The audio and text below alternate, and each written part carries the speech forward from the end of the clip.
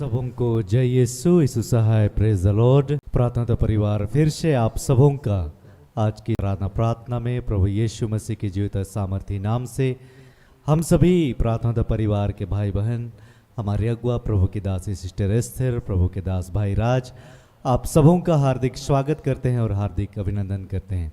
आप सभी जहां कहीं भी हैं जो ऑनलाइन यूट्यूब के माध्यम से जुड़े हैं, आइए हम फिर से एक मन होकर बड़े आनंद के साथ, बड़े उत्साह के साथ उस जीवित परमेश्वर की स्तुति, उसकी महिमा, उसकी आराधना करें। तो आइए हम बड़े आनंद के साथ, उत्साह के साथ, बड़े विश्वास के साथ इस प्रार्थना में सम्मिलित हो जाते हैं। आइए हम प्रार्थना में आगे बढ़ें।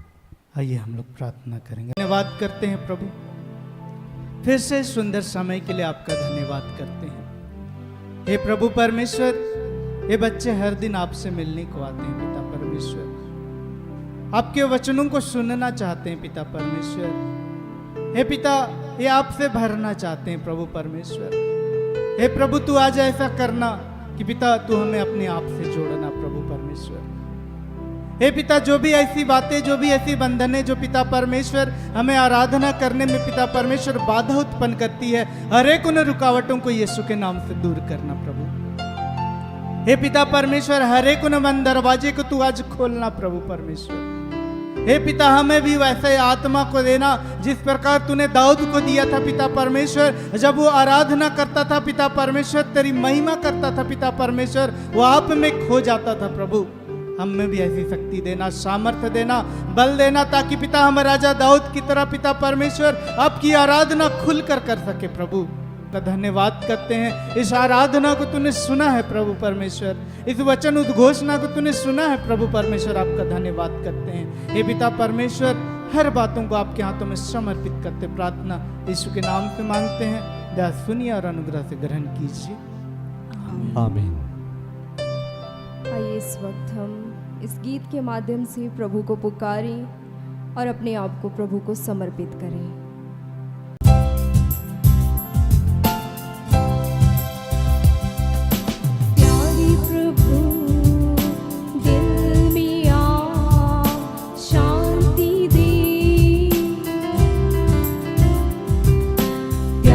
प्रभु दिल में आ शांति दे,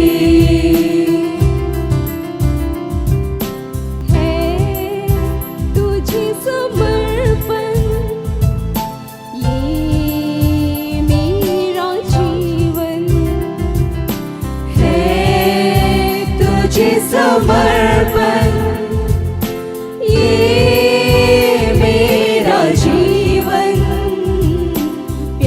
प्रभु दिल में आ शांति दे, प्यासी आँखें तुझ पे तरसती, करता मन कामना तेरी हर पल।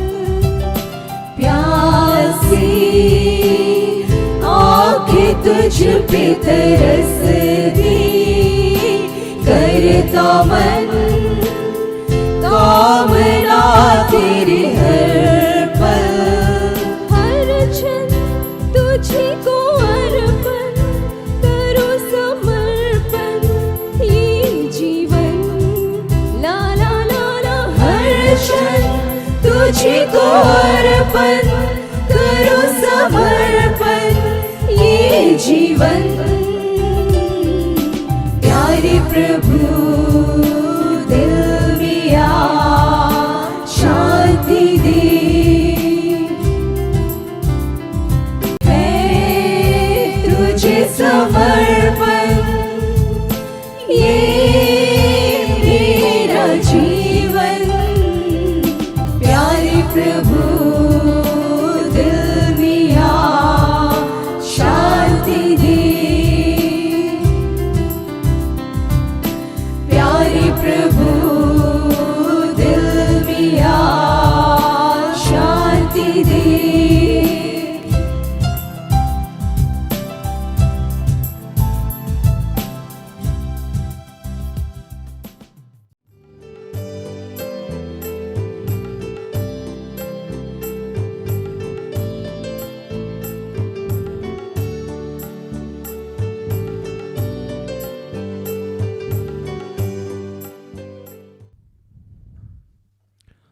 आज जो वचन मिला हम लोगों को, पहला वचन है यशाया और दूसरा वचन है भजन संगीता से, स्तोत्र ग्रंथ से। यशाया 54:13, तेरे सब लड़के यहोवा के सिखलाए हुए होंगे और उनको बड़ी शांति मिलेगी। मैं प्रेम रखता हूँ इसलिए कि यहोवा ने मेरे गिड़गिड़ाने को सुना है। आज पिता हमें समझाना चाह रहे हैं पवित्र आत्मा के माध्यम से कि आज जो सबसे बेहद जरूरी चीज है हमारे जीवन के लिए, जिसको हमने सिरे से खो दिया, हमारे पास सब कुछ आ गया है या जो नहीं है वो उसके लिए लगे हुए हैं, लेकिन जो मूल चीज है हमारे जीवन के लिए वो हमारे समाज से, हमारे परिवार से समाप्त हो गई है, विलुप्त हो गया। और वो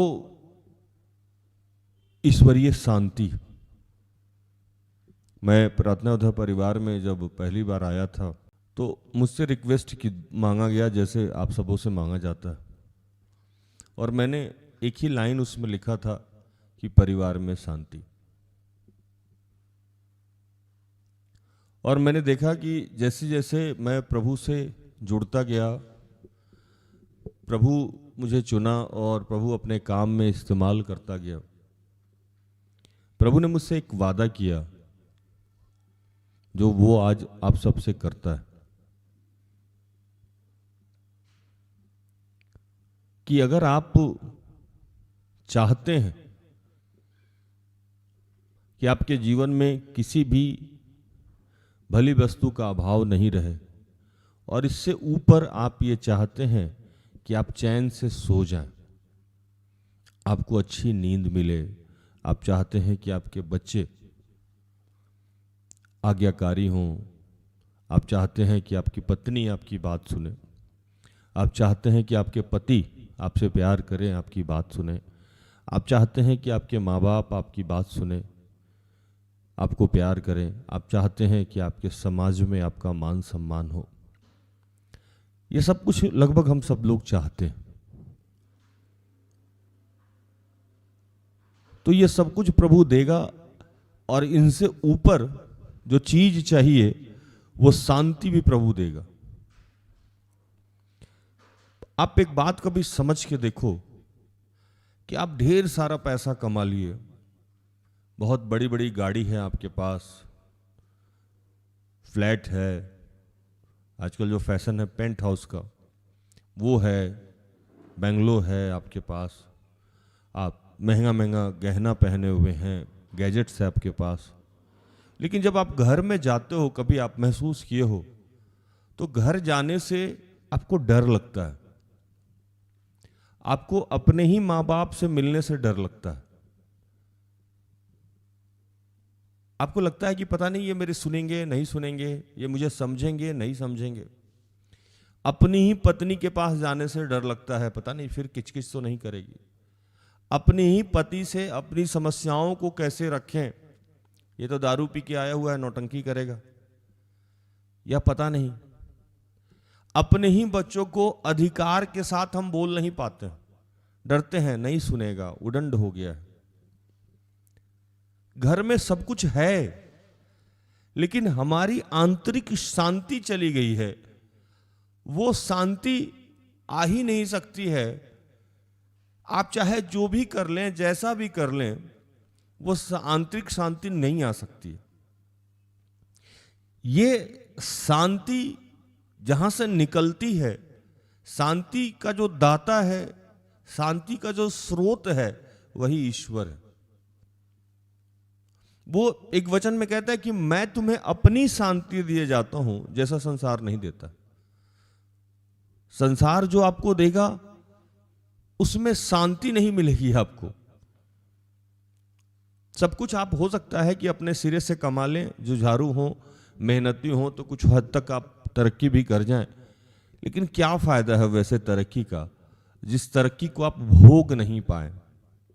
जैसे बाइबल लिखती है ना कि जो घर तुम बनाओगे उसमें तुम रहोगे भी।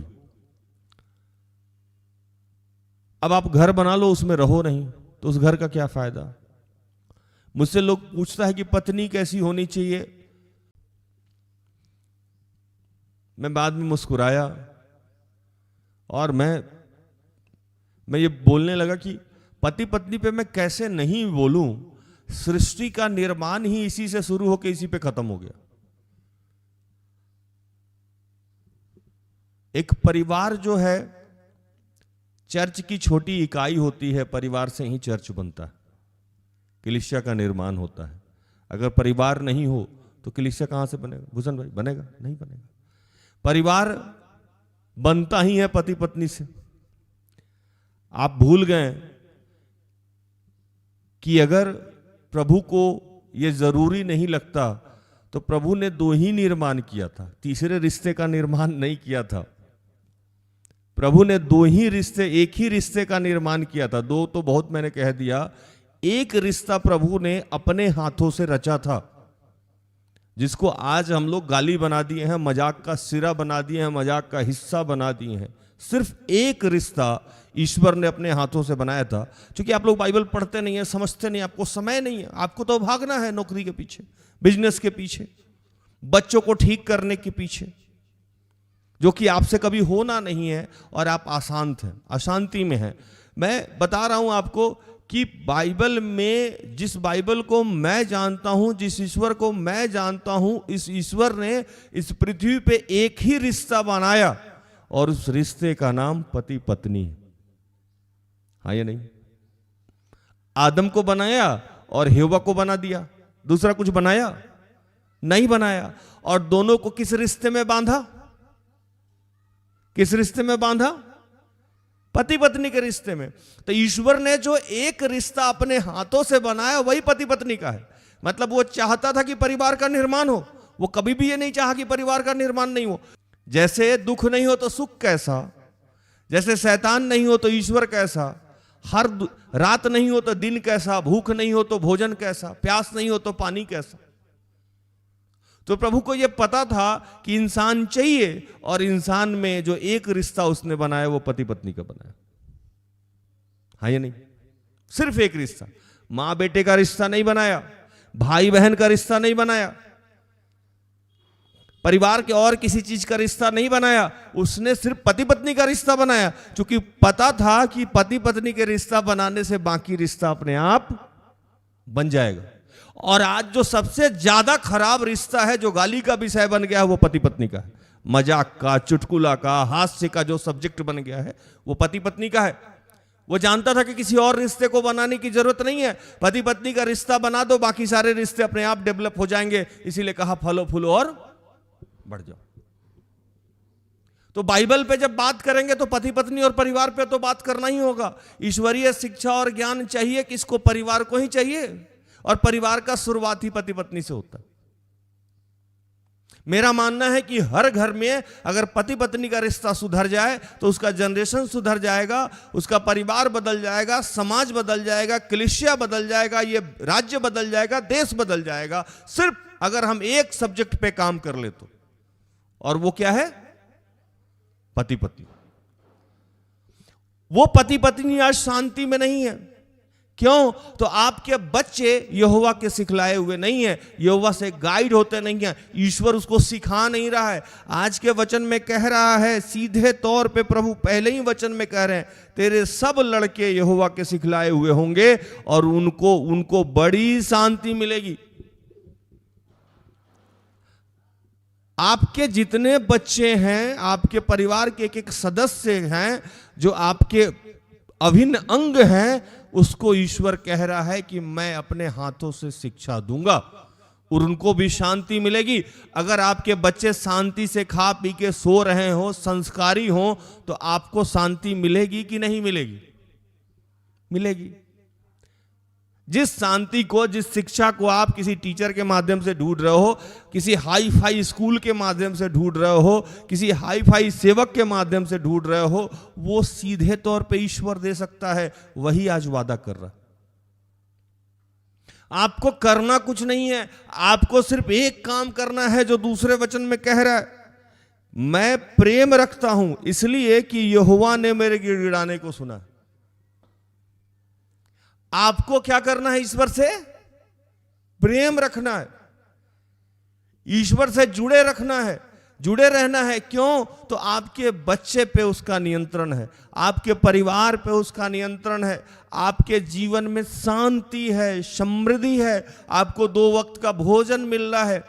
और इन सब से ऊपर जिस विषय पे आज हम लोग बात करेंगे, ईश्वरीय शांति का मतलब है कि आप ईश्वर के चुने हुए लोग हैं। ईश्वर ने आपको अपनी महिमा के लिए चुना। ईश्वर ने इसलिए आपको चुना कि आप खाएं पिए आनंद से और उसकी महिमा करें। ये आपके बस की बात नहीं। मैं यूहन्ना को पढ़ रहा था, उसमें एक वचन यूहन्ना 6:44। कोई मेरे पास नहीं आ सकता जब तक पिता जिसने मुझे भेजा है उसे खींच ना ले, और मैं उसे अंतिम दिन फिर जिला उठाऊंगा। ये वचन आप लोग सुने होंगे, कोई बहुत बड़ी बात नहीं। लेकिन इस वचन में जिस मुद्दा पे आपको ध्यान नहीं गया होगा वो टॉपिक में बताता हूं। यहां लिखता है कि कोई व्यक्ति, वो महिला हो पुरुष हो, मेरे पास नहीं आ सकता। मेरे पास मतलब यीशु के पास नहीं आ सकता जब तक जिसने मुझे भेजा है। यीशु को किसने भेजा? ईश्वर ने भेजा। उसे खींच ना लाए। क्या करके नहीं लाए? खींच लाए। मतलब आप अपने मन से यीशु के पास नहीं गए हो, आपको ईश्वर ने खींचा है। बुलाना अलग चीज है, खींचना अलग चीज है। खींचना मतलब ईश्वर ने कुछ ऐसा कर रखा है जिससे आप जबरदस्ती यीशु के पास जा रहे हो। आप अपनी मर्जी से नहीं जा रहे हो, जबरदस्ती जा रहे हो। और समस्या क्या है कि जैसे मैं यहां खड़ा हूं और मेरे आदरणीय भूषण भाई उधर खड़े हैं, मैं भूषण भाई को एक रस्सी से खींच रहा हूं, इधर से खींच रहा हूं, जोर से खींच रहा हूं, और भूषण भाई भी उधर से जोर से खींच रहे हैं। क्या हो जाएगा? क्या हो जाएगा? टूट जाएगा। आज हम लोगों के जीवन से जो शांति टूट गई है, समाप्त हो गई है, वो इसीलिए हो गया है कि जब ईश्वर हम लोग को खींच के यीशु के पास ले जा रहा है तो हम लोग अपने आप को खींच रहे हैं उससे। हम लोग को ईश्वर खींच रहा है लेकिन हम लोग जबरदस्ती ताकत लगाए हुए हैं, जान के भी अनजाने हैं, आंख रहते हुए अंधे हैं, कान रहते हुए बहरे हैं। हम लोग खींचा नहीं पा रहे हैं अपने आप को फ्री नहीं कर पा रहे। ईश्वर खींच के यीशु के पास ले जाना चाह रहा है।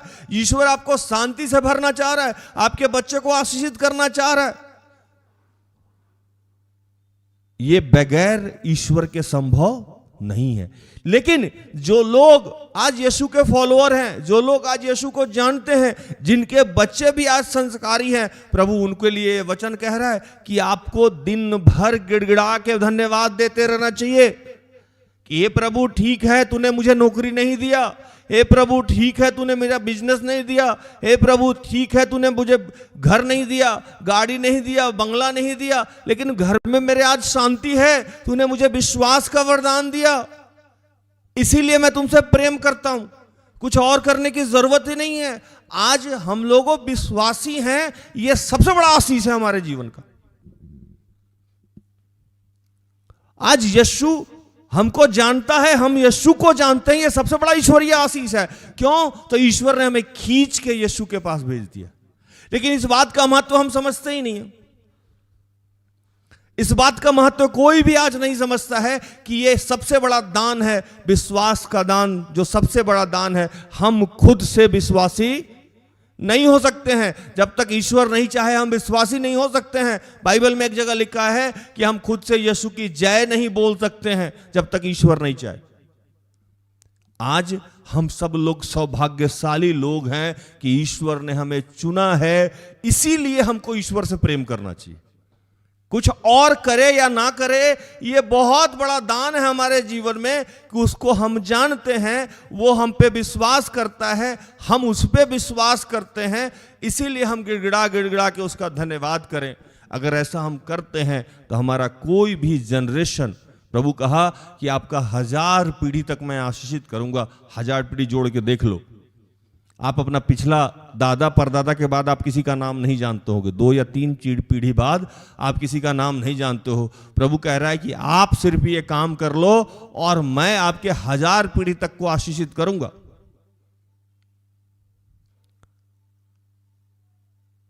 दीनाकरण साहब एक पीढ़ी थे, आज चौथा या तीसरा पीढ़ी भी आशीषित है जो आप सामने सामने देख रहे हैं।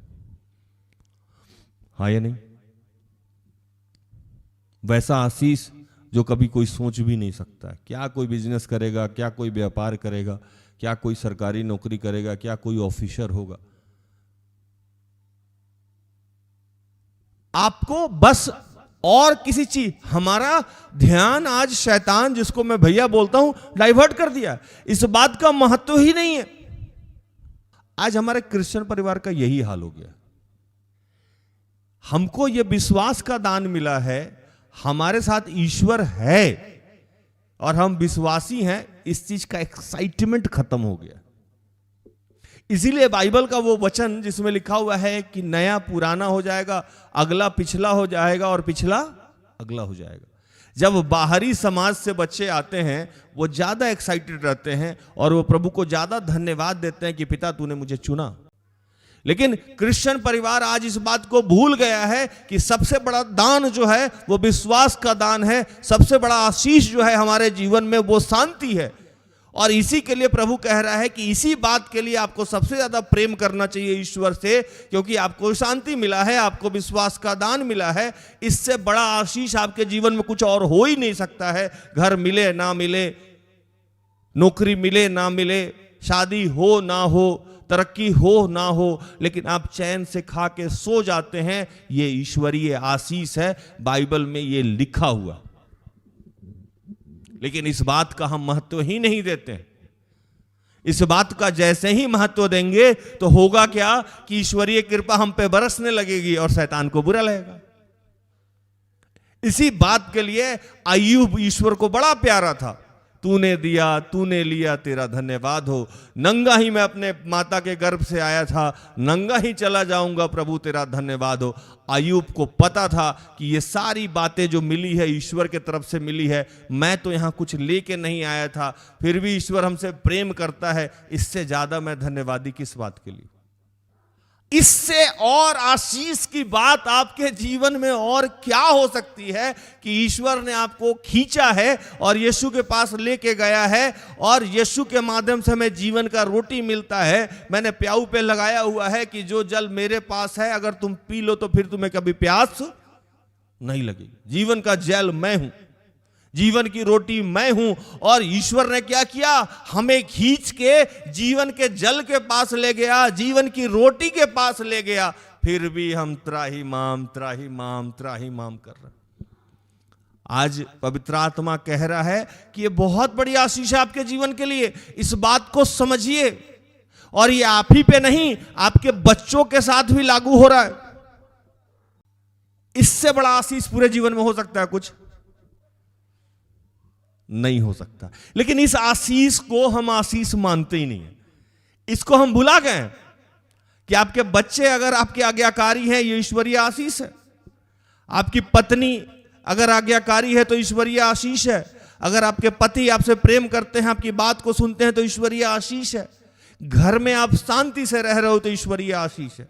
इस बात को विश्वासी लोग भुला गया है। आज प्रभु वही याद दिलाया जाना चाहता है कि आपको इसलिए गिड़गिड़ा के धन्यवाद करना चाहिए, इसलिए गिड़गिड़ा के प्रार्थना करना चाहिए। गिड़गिड़ाना मतलब रोना चिल्लाना, गिड़गिड़ाना मतलब कि ये कितनी बड़ी कृपा है प्रभु तेरी मेरे ऊपर, जो तूने मुझे इस लायक समझा कि मुझे इस सुख शांति से भर दिया है। तू कुछ और नहीं भी दे प्रभु, कोई बात नहीं है। इससे बड़ा आशीष आज के युग में कुछ नहीं हो सकता है कि मेरे घर में शांति है, मेरे घर में तेरी कृपा है, मैं तुझसे प्रेम करता हूं, मैं तुझ पे विश्वास करता हूं और तू मेरा ख्याल रखता है।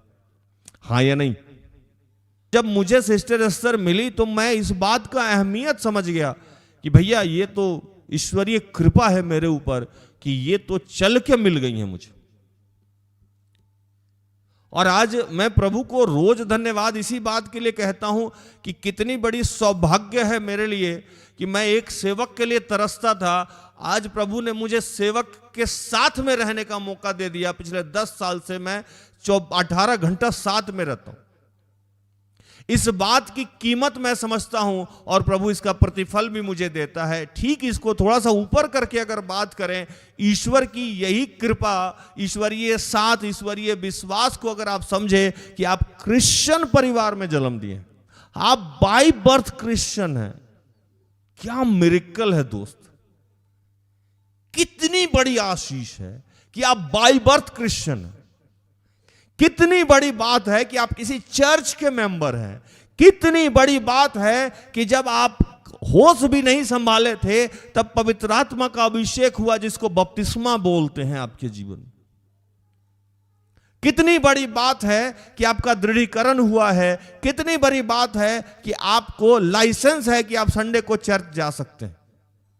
आप हंसते हुए, खाते हुए, गाते हुए, बोलते हुए आप यीशु के बारे में सुन सकते हैं। ये कितनी बड़ी आशीष है। ये किसी राज से जाके पूछिए जिसको 10 साल लगा हो यीशु को जानने में और अभी भी जानना है। किसी ऐसे राज से जाके पूछिए जिसको 15 साल लगा हो किसी सही सेवक को ढूंढने में।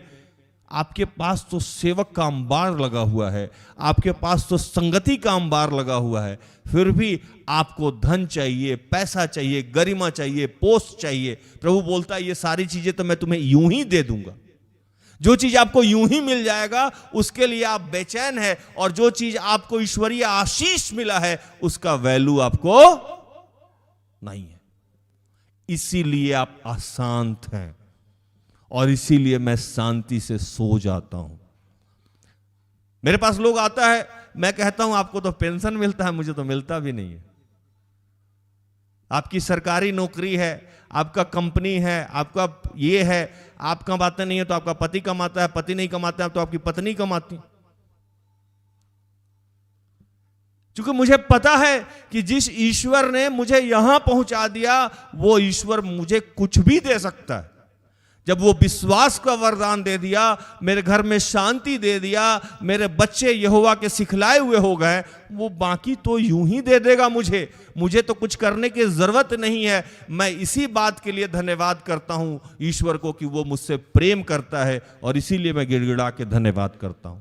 आज सारे ही विश्वासी को इसीलिए गिड़गिड़ा के धन्यवाद करना चाहिए, क्योंकि ईश्वर उससे प्रेम करता है और आप ईश्वर से प्रेम करते हैं। किसी और चीज की जरूरत आपको महसूस नहीं होनी चाहिए। आपको विश्वास का दान मिला है, यही बहुत बड़ा आशीष है आपके जीवन की। हालेलुया। तो प्रभु इन सारे वचनों से आप सबको, मुझे भी आशीषित करें। आमीन। आइए हम आखिरी प्रार्थना में जाएं।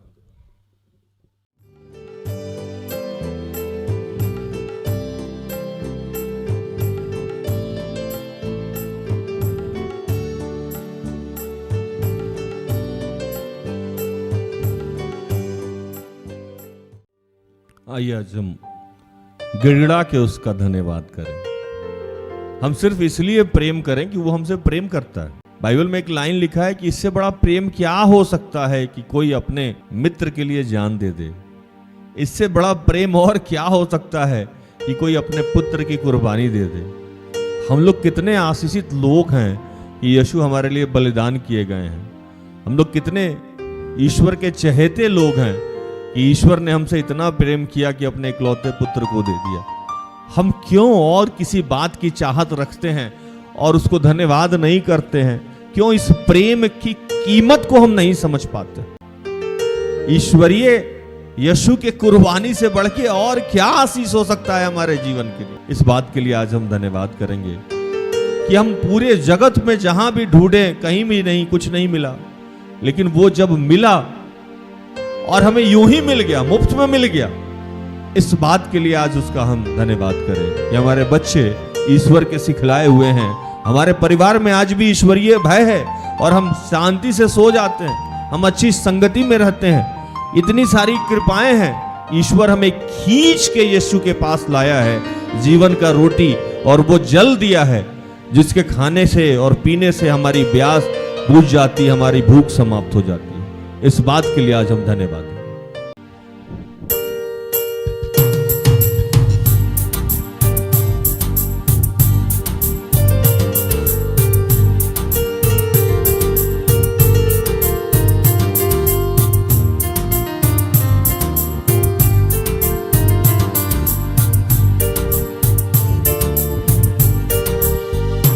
मैंने ढूंढा ये सारा जहां, तेरे जैसा न कोई मिला। मैंने ढूंढा ये सारा जहां, तेरे जैसा न कोई मिला। मैंने ढूंढा ये सारा जहां, तेरे जैसा न कोई मिला। मैंने ढूंढा ये सारा जहां, तेरे जैसा न कोई मिला। जैसा तूने किया है क्षमा, तेरे जैसा न कोई मिला। जैसा तूने किया है क्षमा, तेरे जैसा न कोई मिला। मैंने ढूंढा ये सारा जहां, तेरे जैसा न कोई मिला। हे दयालु पिता, सचमुच प्रभु, इस प्रेम के लिए हम तेरा धन्यवाद करते हैं कि तूने हमें विश्वास का वरदान दिया। प्रभु, मृत्यु की रस्सियां चारों तरफ हमें घेरे पड़ी थी प्रभु, तूने हमें चुना और इसलिए चुना प्रभु कि हम तेरे साथ रह सके, तेरी संगति कर सकते प्रभु। इससे बड़ी और आशीष नहीं हो सकती है पूरे पृथ्वी पे प्रभु कि तूने अपने इकलौते पुत्र यीशु को मेरे लिए प्रभु कुर्बान किया है। हम तेरा धन्यवाद करते हैं प्रभु, हम तेरा धन्यवाद करते हैं पिता इस प्रेम के लिए कि तू हमें खींच के यीशु के गोद में लाया, तू हमें खींच के जीवन की रोटी दिया, जल दिया, जो पीने के बाद हमें प्यास नहीं लगती है, जो खाने के बाद हमें भूख नहीं लगती है। तूने हमें अपनी शांति, अपनी दया, अपनी करुणा से भरा। हमारे बाल बच्चे, हमारे परिवार के सदस्य तेरे भय में जीते हैं प्रभु। हम तेरा धन्यवाद करते हैं। जो लोग भी विवाह के लिए इच्छुक हैं, ललायित हैं, मैं उनके लिए प्रार्थना करता हूँ। और पिता, मैं प्रार्थना करता हूँ जिनका भी पेट खराब है, उल्टी हो रहा है या अन्य कोई भी बीमारी है प्रभु, उन तमाम लोगों को तूने स्पर्श किया है प्रभु और चंगा किया है पिता, इसलिए तेरा धन्यवाद। और प्रभु, दुनिया के आखिरी छोर तक जितने भी लोग हैं उन सबको विश्वास का वरदान दे पिता। हम तेरा धन्यवाद करते हैं। सर्वस्व तुझे समर्पित करते हुए तमाम प्रार्थना को प्रभु यीशु के जीवित और पवित्र नाम से मांगते हैं। दया सुनो, स्वर्ग के राज में ग्रहण कर। आमीन।